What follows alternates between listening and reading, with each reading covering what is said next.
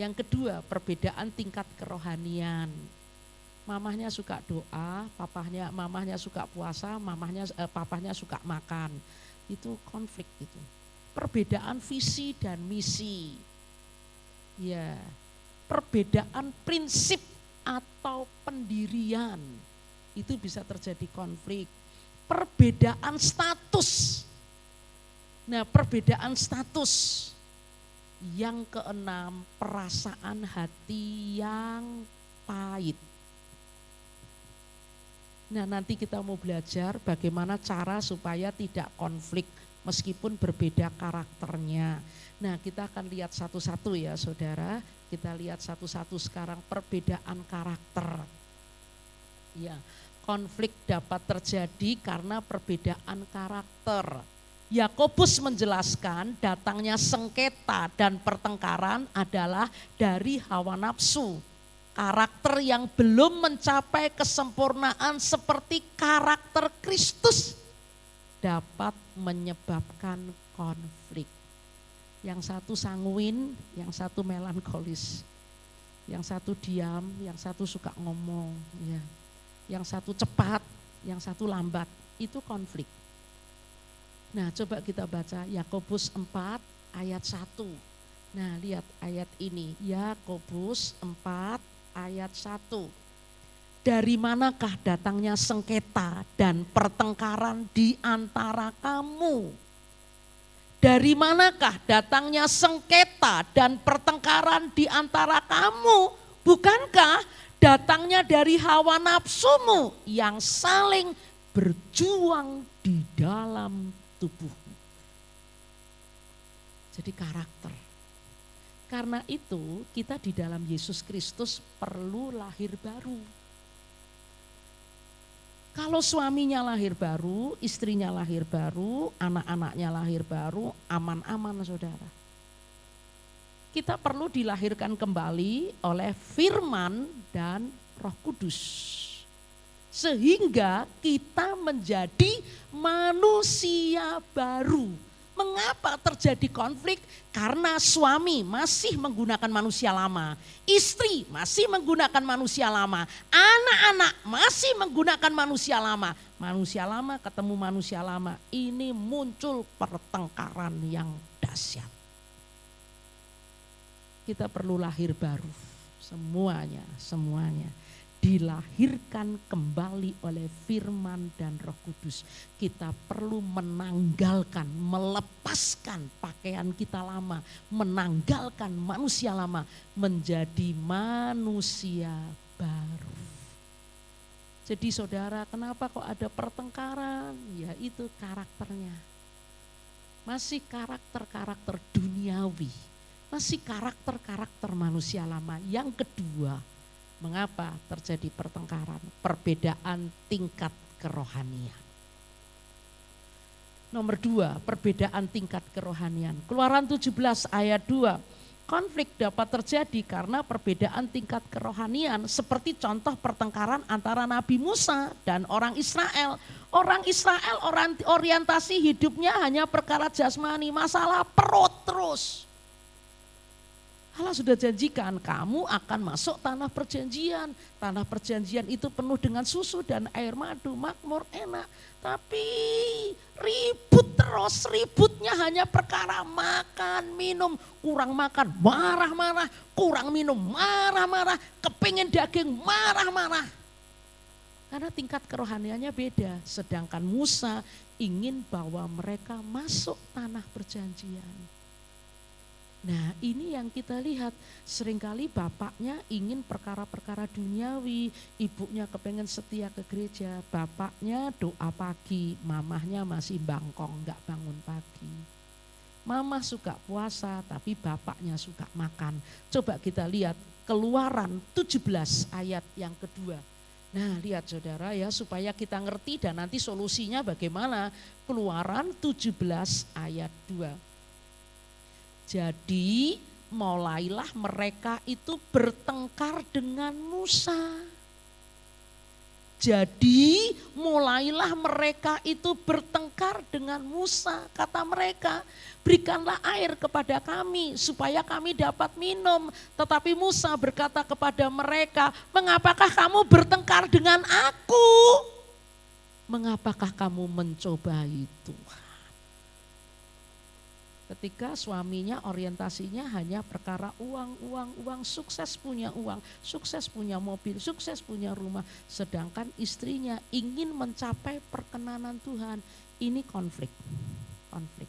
Coba kita lihat antara Marta dengan Maria.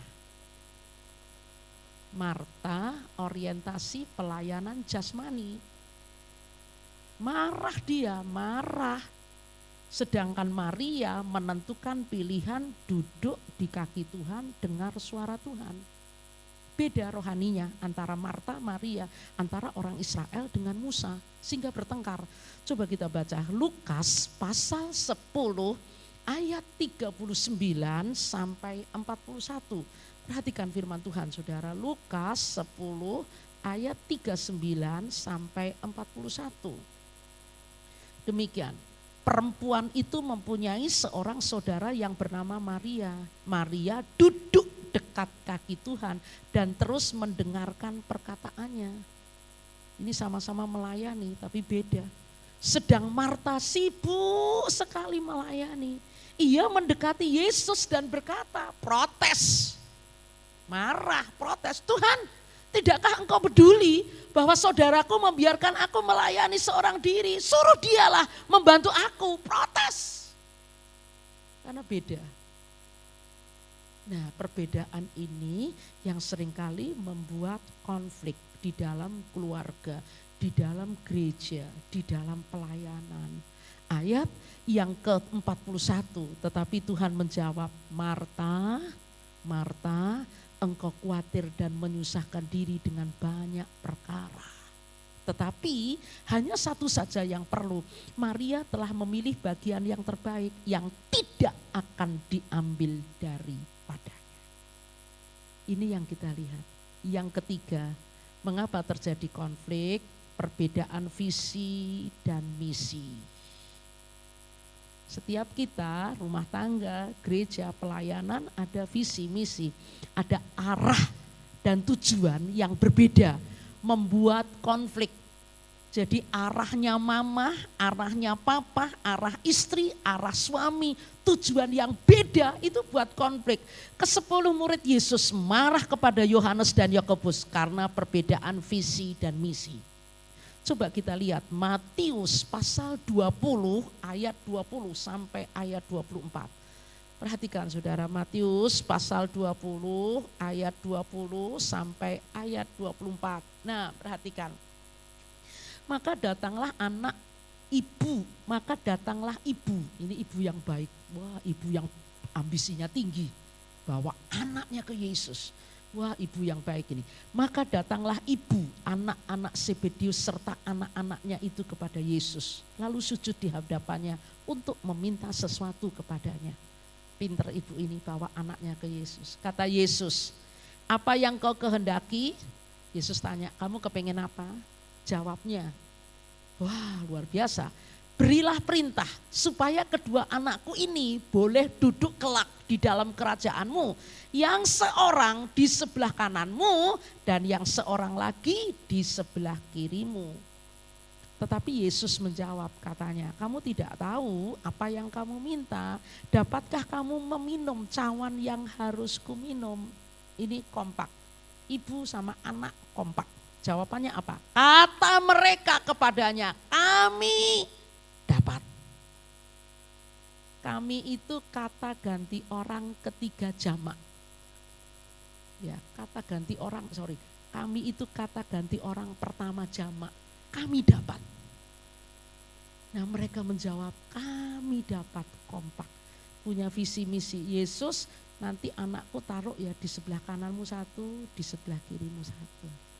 Visi ini berbeda dengan 10 murid Yesus yang lain. Ayat yang ke-23, perhatikan.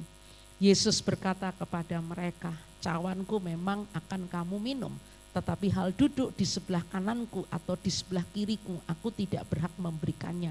Itu akan diberikan kepada orang-orang bagi siapa Bapakku telah menyediakannya. Ayat 24. Nah ini saudara, kok marah? Mendengar itu marahlah ke 10 murid yang lain kepada kedua saudara itu. Seharusnya kan gak usah marah. Ya kan mengajukan permintaan, meminta apa saja kan boleh. Tapi karena visi misinya beda, ayat ini katakan mendengar itu marahlah ke 10 murid yang lain kepada kedua saudara itu. Jadi seringkali dalam keluarga ada konflik karena apa? Karakter mamah dan papa belum diperbaharui. Mengapa terjadi konflik? Karena apa? Tingkat kerohaniannya itu beda. Mengapa terjadi konflik? Karena visi dan misinya beda. Yang keempat, perbedaan prinsip atau pendirian. Ya, mamahnya hidup berpada dengan apa yang ada. Tapi papahnya, aku malu kalau ke gereja enggak punya mobil, ayo kredit mobil. Tapi mamahnya bilang gak usah kredit mobil, kita naik motor aja, kita jalan kaki percaya Yesus setia masuk surga. Sudah gak usah kredit mobil, bertengkar karena apa? Papa kepingin kredit mobil, mamah tidak setuju, beda prinsip. Ini terjadi pertengkaran, ini contoh. Kisah Para Rasul 15 ayat 37 sampai 41. Prinsip dan pendirian yang berbeda dapat menimbulkan konflik. Contoh antara Barnabas dan Paulus terjadi perselisihan yang tajam sehingga terjadi perpisahan karena dipicu dengan perbedaan prinsip atau pendirian. Barnabas ingin membawa Yohanes atau Markus dalam pelayanan, tetapi Paulus tidak setuju. Hal inilah menimbulkan perselisihan sampai pada tingkat perpisahan. Barnabas sama Paulus satu tim. Barnabas, Paulus satu tim. Tapi mereka pecah. Tim ini pecah. Karena apa? Barnabas ingin bawa Yohanes yang namanya Markus. Paulus enggak setuju. Nah, seringkali suami istri beda prinsip, beda pendirian. Coba baca Kisah Para Rasul. Ibu bapak baca Alkitab ya. Kisah Para Rasul 15 ayat 37. Kita bersyukur siang ini kita diberkati banyak firman. Kita baca firman aja diberkati Tuhan. Apalagi kita bertumbuh dan melakukannya. Kisah Para Rasul 15 ayat 37. Nah perhatikan supaya kita ngerti, oh rupanya di Alkitab juga pernah terjadi konflik-konflik ya, perpecahan dalam pelayanan. Nah lihat ayat ini. Barnabas ingin membawa juga Yohanes yang disebut Markus. Dalam pelayanan Barnabas itu ingin ajak Markus dan Yohanes. Tetapi Paulus dengan tegas berkata bahwa tidak baik membawa serta orang yang telah meninggalkan mereka di Pamfilia dan tidak mau turut bekerja bersama-sama dengan mereka. Ayat 39, hal itu menimbulkan perselisihan yang tajam. Bisa berselisih tajam, konflik rame antara Barnabas sama Paulus. Karena beda prinsip. Maunya Barnabas, ayo Markus dijak, Yohanes dijak. Paulus gak setuju. Nah kita lihat ayat berikutnya. Hal itu menimbulkan perselisihan yang tajam sehingga mereka berpisah dan Barnabas membawa Markus juga sertanya berlayar ke Siprus. Pisah. Tetapi Paulus memilih Silas dan sesudah diserahkan oleh saudara-saudara itu kepada kasih karunia Tuhan, berangkatlah ia mengelilingi Syria dan Kilkia sambil meneguhkan jemaat-jemaat di situ. Kita baca berikutnya halaman yang kedua saudara. Nah perbedaan status. Nah itu saudara. Jadi latar belakang, karena istrinya punya latar belakang status orang kaya. Si suaminya statusnya orang miskin, nah beda status. Ya, istrinya inginnya hidup mewah, Kalau makan minta di restoran, tapi suaminya yang miskin nggak usah makan di restoran, makan sampai sambal aja sama daun-daunan sama sayur. Wah, beda status ribut. Perbedaan status, coba lihat nomor 5, perhatikan Yohanes 4 ayat 9, Kisah Para Rasul 10 ayat 28, Kisah Para Rasul 11 ayat 1 sampai 3. Perbedaan status dapat menimbulkan konflik yang tidak terselesaikan, misalnya antara orang Yahudi dan orang Samaria. Perbedaan status dapat menimbulkan konflik status sosial yang berbeda, status pendidikan yang berbeda. Karena itu saya selalu bimbing kepada jemaat yang mau menikah atau pacaran. Kamu S1, ojo kawin BS lilin, gak nyambung. Nanti kamu ngomong sama istrimu, mah sekarang ini sudah masuk era globalisasi. Tapi karena istrinya S lilin, mah ojo gombal-gombalan toh Pak. Gitu. Gak ngerti. Dia nggak ngerti antara globalisasi dan dianggap gombal-gombalan. Karena status pendidikannya beda. Saya ngomong kamu sudah S2, sudah S3 doktor, kamu jangan ngambil S lilin atau S puter. Nggak nyambung. Jadi saudara perhatikan itu juga. Karena perbedaan pendidikan itu akan mempengaruhi. Nggak nyambung ngomongnya. Nah, perbedaan status, perbedaan pendidikan, perbedaan ekonomi, perbedaan usia yang berbeda. Istrinya umur 40 tahun, kawin dengan suami umur 25 tahun. Wah, ini beda. Beda saudara. Karena itu kita mau belajar. Kita buka Yohanes 4 ayat yang ke-9. Nah, lihat ayat ini. Yohanes 4 ayat yang ke-9. Lihat ayat ini, Yohanes 4 ayat 9. Maka kata perempuan Samaria itu kepadanya, masakan engkau seorang Yahudi minta minum kepadaku seorang Samaria. Jadi memang orang Samaria sama Yahudi beda statusnya. Sebab orang Yahudi tidak bergaul dengan orang Samaria. Nah, waktu Yesus ketemu perempuan Samaria, perempuan ngomong, "Loh kamu loh orang Yahudi, kok minta minum dengan orang Samaria?" Karena apa? Beda status mereka. Coba kita baca lagi Kisah Para Rasul 10 ayat 28. Kisah Para Rasul 10 ayat 28. Nah, perhatikan saudara. Ia berkata kepada mereka, "Kamu tahu betapa kerasnya larangan bagi seorang Yahudi untuk bergaul dengan orang-orang yang bukan Yahudi atau masuk ke rumah mereka. Tetapi Allah telah menunjukkan kepadaku bahwa aku tidak boleh menyebut orang najis atau tidak tahir." Ya, yang ke-8, perasaan pahit. Kepahitan kepada suami, kepahitan kepada istri, kepahitan terhadap orang tua, kepahitan kepada anak, ini merupakan pemicu yang cepat sekali untuk terjadinya konflik. Ya, orang kalau ada kepahitan, cepat tersinggung, cepat marah sudah, cepat ngambek. Pokoknya orang yang punya kepahitan itu tersinggungan, marahan, ngambek, suka bertengkar. Jadi gampang kalau saudara lihat ada orang yang cepat marah, suka bertengkar. Dia belum beres hatinya. Hatinya belum beres. Ada kepahitan, ada luka-luka batin.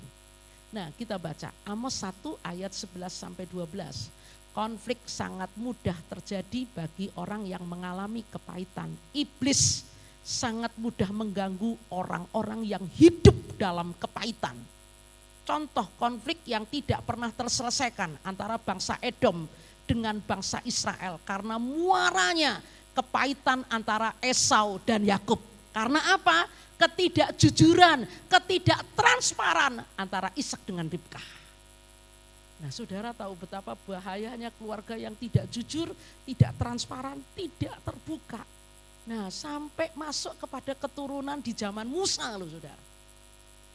Coba kita baca Amos pasal 1 ayat 11 sampai ayat 12. Perhatikan firman Tuhan ya saudara, jangan ngantuk. Amos pasal 1 ayat 11 sampai ayat 12.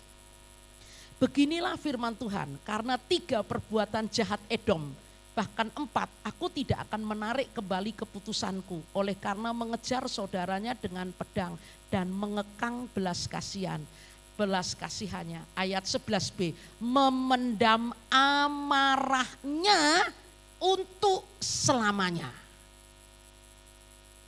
Saudara, orang kepahitan itu adalah orang yang memendam amarah selamanya.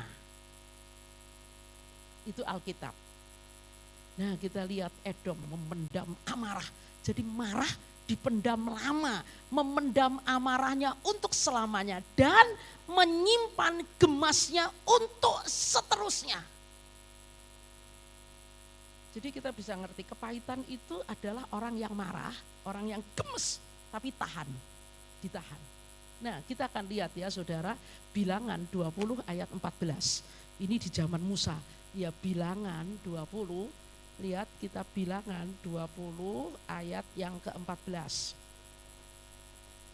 Kemudian Musa mengirim utusan dari Kades kepada Raja Edom dengan pesan, beginilah perkataan saudaramu Israel, engkau tahu segala kesusahan yang telah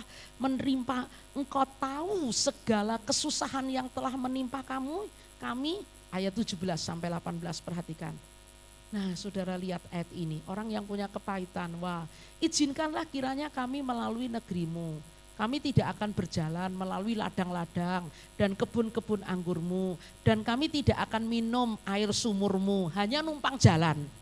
Jalan besar saja akan kami jalani dengan tidak menyimpang ke kanan atau ke kiri sampai kami melalui batas daerahmu. Nah, tetapi orang Edom berkata kepada mereka, tidak boleh kamu melalui daerah kami, nanti kami keluar menjumpai kamu dengan pedang. Orang kalau kepahitan itu dijak ngomong baik-baik, ya marah.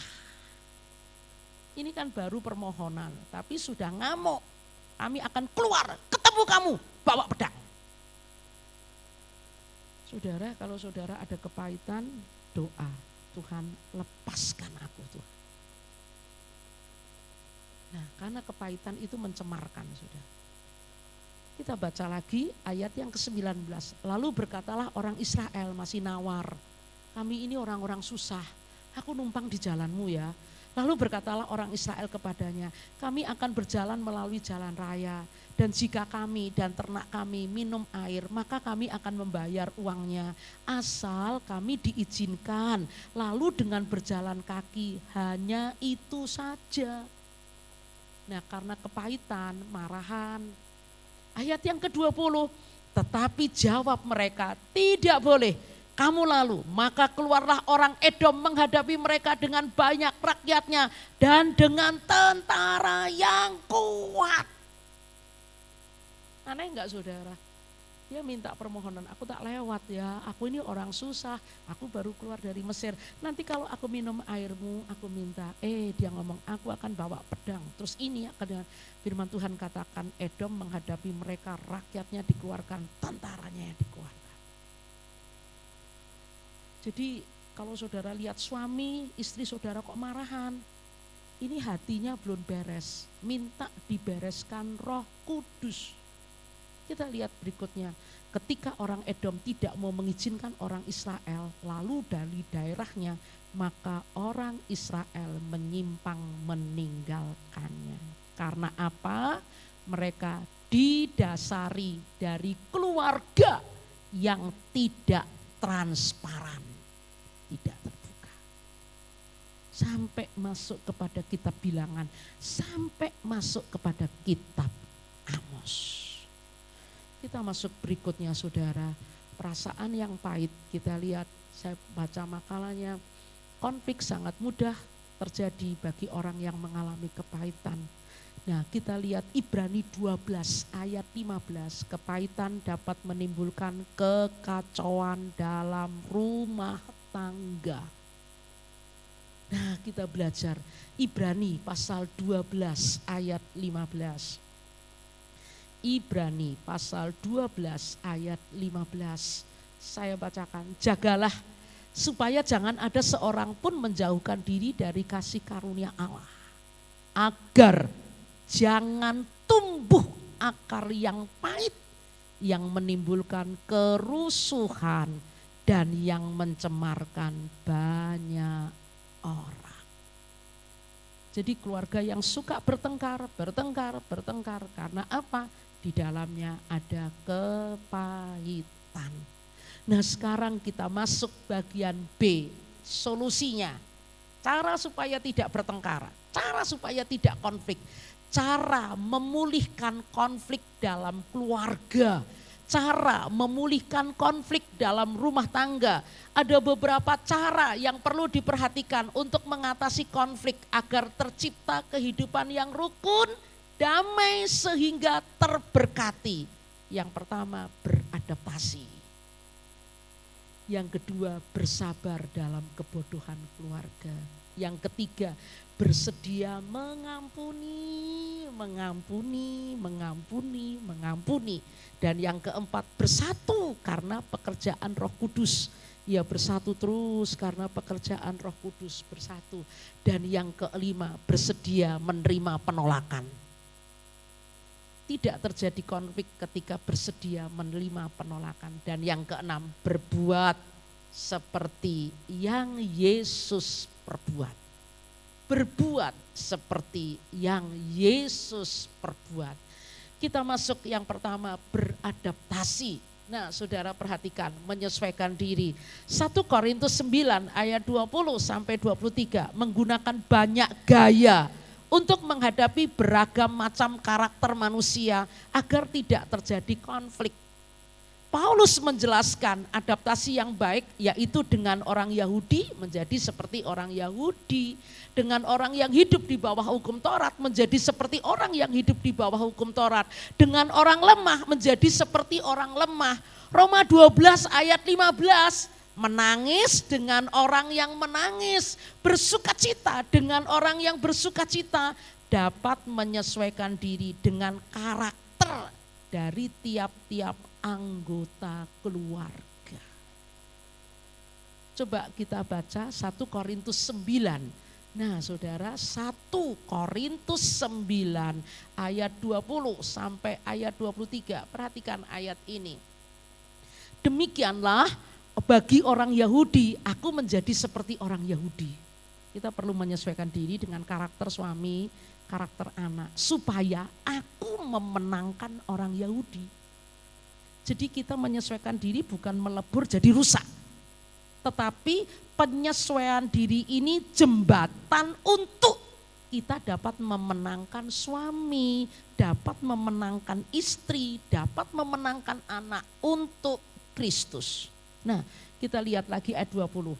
Demikianlah bagi orang Yahudi, aku menjadi seperti orang Yahudi, supaya aku memenangkan orang-orang Yahudi. Bagi orang-orang yang hidup di bawah hukum Taurat, aku menjadi seperti orang-orang yang hidup di bawah hukum Taurat. Sekalipun aku sendiri tidak hidup di bawah hukum Taurat, supaya aku dapat memenangkan mereka yang hidup di bawah hukum Taurat. Bagi orang-orang yang tidak hidup di bawah hukum Taurat, aku menjadi seperti orang-orang yang tidak hidup di bawah hukum Taurat. Sekalipun aku hidup di luar hukum Allah, karena aku hidup di bawah hukum Kristus, supaya aku dapat memenangkan mereka yang tidak hidup di bawah hukum Taurat. Ayat 22, bagi orang-orang yang lemah, aku menjadi seperti orang-orang yang lemah, supaya aku dapat menyelamatkan mereka yang lemah. Bagi semua orang, aku telah menjadi segala-galanya, supaya aku sedapat mungkin memenangkan beberapa orang dari antara mereka. Segala sesuatu ini aku lakukan karena Injil, supaya aku dapat bagian dalamnya. Jadi menyesuaikan diri. Berikutnya Roma 12 ayat 15, kita belajar memahami orang. Saudara, seringkali saya ngomong demikian, jangan minta orang lain berubah, tapi kita yang berubah dulu. Jangan minta orang lain memahami kita, tapi belajar untuk memahami orang lain. Roma 12 ayat yang ke-15. Perhatikan ayat ini, Roma 12 ayat 15. Kalau kita bisa seperti ini nggak ada konflik. Bersukacitalah dengan orang yang bersukacita. Nah ini, dan menangislah dengan orang yang menangis. Belajar untuk bisa paham orang lain. Nah berikutnya adalah dalam bersabar dengan kebodohan keluarga.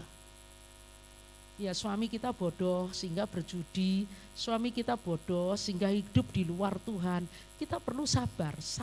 Coba kita baca 2 Korintus 11 ayat 1. Iya, 2 Korintus 11 ayat 1. Jadi sabar. Ya, kita perlu sabar dan kita lihat trik-trik langkah-langkah ini. Menyesuaikan diri, sabar, terus mengampuni. Nah, lihat ya saudara, alangkah baiknya jika kamu sabar terhadap kebodohanku yang kecil itu. Memang kamu sabar terhadap aku. Yang ketiga, bagaimana supaya tidak terjadi konflik? Kita disakiti, kita terus mengampuni. Coba kita baca Efesus pasal yang keempat. Nah saudara, belajar untuk mengampuni. Efesus pasal yang keempat. Ya, lihat ayat ini. Kenapa kita tidak diberkati Tuhan? Kenapa berkatnya berhenti? Karena kita ada di dalam kondisi mendukakan Roh Kudus Allah. Lihat ayatnya ya. Dan janganlah kamu mendukakan Roh Kudus Allah yang telah memeteraikan kamu menjelang hari penyelamatan. Jadi kalau kita ada kepahitan, itu berarti mendukakan Roh Kudus Allah. Saudara sembahyang sampai delewer air mata saudara, tapi kalau saudara tetap punya kepahitan, Tuhan juga enggak dengar loh saudara. Lihat ayat ini, segala kepahitan, kegeraman, kemarahan, pertikaian, dan fitnah hendaklah dibuang dari antara kamu. Demikian pula segala kejahatan. Istri ketika disakiti, buang marahnya, buang kepahitan, buang kegeramannya, buang pertikaian. Seringkali kita minta Tuhan berkati aku, tapi keluargamu itu keluarga yang mendukakan Roh Kudus Allah. Ada kemarahan, ada kepahitan, ada kegeraman, ada pertikaian. Pertikaian tidak pernah selesai. Rumah tangganya penuh dengan pertikaian. Ayat 32, tetapi ini yang Allah kehendaki. Hendaklah kamu ramah seorang terhadap yang lain. Kamu disakiti, suamimu enggak benar, istrimu enggak benar, belajar seperti Hosea. Hosea Gomer enggak benar, tapi Tuhan ngomong, Hosea ambil lagi Gomer. Kawini lagi, ambil Gomer. Nah kita lihat dari ayat ini, tetapi hendaklah kamu ramah seorang terhadap yang lain, penuh kasih mesra. Kita merindukan berkat besar, tapi kasih mesra tidak ada. Untuk bisa punya kasih mesra, untuk bisa penuh keramahan di tengah-tengah suami, di tengah-tengah istri yang bodoh, di tengah suami yang menyakiti, apa yang harus kita lakukan? Saling mengampuni. Mengampuni tanpa batas. Aku mengampuni kamu, Pak. Aku tidak menuntut kamu, aku mengampuni kamu, mengampuni. Sehingga ayat ini katakan, tetapi hendaklah kamu ramah seorang terhadap yang lain, penuh kasih mesra dan saling mengampuni sebagaimana Allah di dalam Kristus telah mengampuni kamu. Saudara, seringkali kita akan nuntut Tuhan kenapa Tuhan gak jawab doaku? Nah kamu ada kepahitan kok. Tuhan kok enggak kamu jawab doaku? Lah kamu suka bertikai kok. Tuhan kenapa Tuhan enggak jawab doaku? Kamu marah, kamu geram. Dan Alkitab katakan kamu sedang mendukakan Roh Kudus Allah. Jadi bagaimana supaya rumah tangga saudara tidak konflik, tidak bertengkar, tidak tukaran? Solusinya bagaimana? Punya hatinya Yesus yang selalu mengampuni. Kita baca dalam Kolose 3 ayat 13. Nah, perhatikan saudara, tidak akan pernah terjadi konflik bila masing-masing pihak bersedia mengampuni orang lain. Kita sering menyinggung atau menyakiti dan bersedia mencabut akar kepahitan. Kita baca Kolose pasal yang ketiga ayat 13. Lihat ayat ini, sabarlah kamu seorang terhadap yang lain. Ada seorang ibu saudara, anaknya bejat, ini kesaksian, bejat sekali. Bejat, anak ini keluar masuk penjara. Sampai saudara-saudaranya ngomong, mama sudah lepaskan anak ini, cabut dan biar keluar dari nama keluarga, silsilah keluarga, keluarkan anaknya.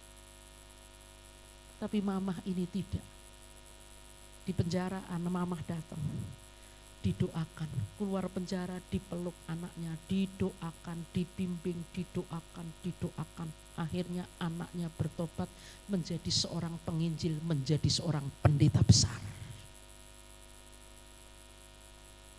Menjadi seorang gembala besar, menjadi seorang pendeta besar, menjadi seorang penginjil besar. Siapa ini? Anak bejat. Tapi punya ibu yang hatinya hati Yesus, yang selalu mengasihi dan mengampuni. Mari kita yang ada belajar. Nah, belajar berikutnya adalah dari bagian ini, sabarlah kamu seorang terhadap yang lain. Ampunilah seorang akan yang lain apabila yang seorang menaruh dendam terhadap yang lain. Sama seperti Tuhan telah mengampuni kamu, kamu perbuat jugalah demikian. Berikutnya, bersatu karena pekerjaan Roh Kudus. Kita berdoa, Tuhan biar Roh Kudus yang bekerja. Membuka hati untuk Roh Kudus supaya keluarga ini menjadi keluarga yang bersatu seperti gereja mula-mula. Kisah Para Rasul 4 ayat 31 sampai 32 membuka diri untuk Roh Kudus bekerja secara bebas sehingga dapat mempersatukan dan menghapus konflik. Roh Kudus yang akan mempersatukan visi dan misi. Roh Kudus yang akan menghapuskan perbedaan status. Roh Kudus yang akan mengubah dan membentuk karakter manusia agar dapat memiliki karakter Kristus sehingga terwujud kesatuan yang damai. Bila tiap-tiap anggota rumah tangga penuh dengan Roh Kudus, yang terjadi kesatuan yang diikat dengan kasih dan damai sejahtera. Saudara, di gereja saya waktu kebaktian kenaikan Yesus ke sorga, doa 10 hari sampai doa Pentakosta, saya mendorong untuk seluruh jemaat saya datang. Dan bukan hanya orang-orang dewasa, saya mengharapkan dan mengabsen seluruh anak-anak sekolah minggu, remaja, pemuda, semuanya datang. Jadi doa 10 hari itu kita pakai kartu absen. Jadi ada seorang bapak yang bagian runner manitianya untuk kasih kartu. Jadi setiap jemaat yang mau doa 10 hari menghadap terus distempel. Hari pertama stempel hadir. Yang di bagian sini anak-anak sekolah minggu laporan kepada guru sekolah minggunya, aku ikut. Yang sebelah sana kaum muda absen laporan untuk dia datang. Jadi selama doa 10 hari itu dari anak sekolah minggu, remaja pemuda, orang dewasa, orang tua, orang lansia, doa untuk kepenuhan Roh Kudus. Roh Kudus itu roh yang mempersatukan. Nah, kita minta, Tuhan bagaimana cara supaya tidak konflik, mampukan aku untuk memahami suamiku, memahami orang lain, memahami anak istri, dan aku dapat menyesuaikan diri untuk kepentingan keselamatan suami, untuk kepentingan keselamatan istri, untuk kepentingan Kristus. Dan yang kedua, aku ajar sabar, enggak marah-marah, sabar. Dan yang ketiga, apapun yang dilakukan suami, anak, orang tuaku, aku terus mengampuni. Dan hidup di dalam Roh Kudus. Coba kita baca Kisah Para Rasul 4 ayat 31 sampai 32. Kisah Para Rasul 4 ayat 31 sampai ayat 32. Perhatikan. Dan ketika mereka sedang berdoa, goyanglah tempat mereka berkumpul itu dan mereka semua penuh dengan Roh Kudus. Lalu mereka memberitakan firman Allah dengan berani. Adapun kumpulan orang-orang yang telah percaya itu mereka sehati. Nah, luar biasa. Mereka adapun kumpulan orang-orang yang telah percaya itu mereka sehati, sejiwa, dan tidak seorang pun yang berkata bahwa sesuatu dari kepunyaannya adalah miliknya sendiri, tetapi segala sesuatu adalah kepunyaan mereka bersama. Muncul sehati, sejiwa, sepakat, hartamu, hartaku. Karena apa? Pekerjaan Roh Kudus. Demikian juga keluarga-keluarga Kristen adalah keluarga yang hidup di dalam Roh Kudus. Berikutnya yang kelima, saudara, ini mau terakhir, bersedia menerima penolakan. Nah, kalau istri minta sesuatu nggak dituruti, jangan marah. Ya.